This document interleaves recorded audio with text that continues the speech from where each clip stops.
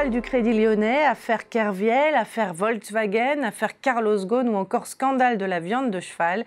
Comment la couverture médiatique des scandales de grande ampleur évolue-t-elle au fil du temps? Avec nous pour en parler, Christophe Faugère, bonjour. Bonjour Monia. Vous êtes professeur de finance et d'économie à la Kedge Business School de Bordeaux. Alors pour commencer, déjà avec les réseaux sociaux, évidemment tout va beaucoup plus vite, on parle de buzz. Quand il y a un scandale comme ça monte très vite, mais finalement, est-ce que le soufflet ne retombe pas aussi vite, très rapidement? Alors vous avez raison de le souligner, c'est ce qu'on découvre dans notre recherche, c'est cet effet des médias sociaux qui servent de chambre d'écho aux grands journaux, les grands journaux qui font du journalisme d'investigation sérieux et qui sont les journaux qui découvrent ces grands scandales. Et donc les réseaux sociaux amplifient en fait cette couverture et permettent à ces journaux finalement de vendre plus de numéros.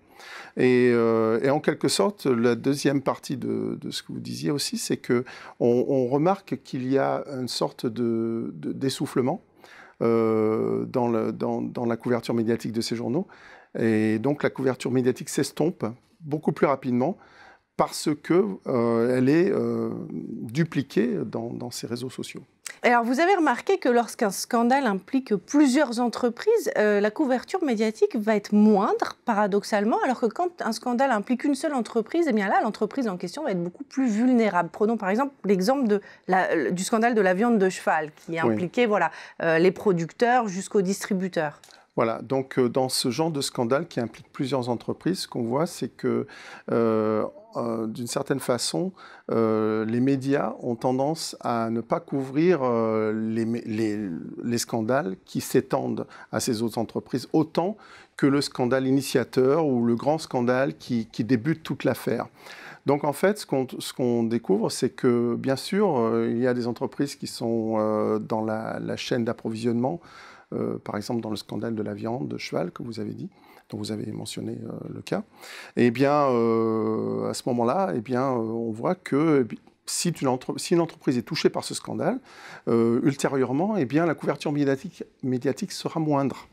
Et donc l'appétence des lecteurs semble moindre, où il y a une certaine forme de fatigue ou de routinisation qui s'instaure. Donc les médias s'adaptent aux lecteurs finalement. Les lecteurs se lassent et donc on couvre moins l'événement. Voilà, c'est en quelque sorte, c'est ce niveau de fatigue, cette banalisation qui s'instaure et l'appétence pour ce genre de nouvelles diminue au cours du temps avec des scandales similaires. Alors ce que vous avez remarqué aussi dans vos recherches justement, c'est que quand plusieurs scandales se suivent avec des entreprises différentes justement, là la couverture médiatique augmente et on ne s'en lasse pas du tout. Au contraire, on en redemande.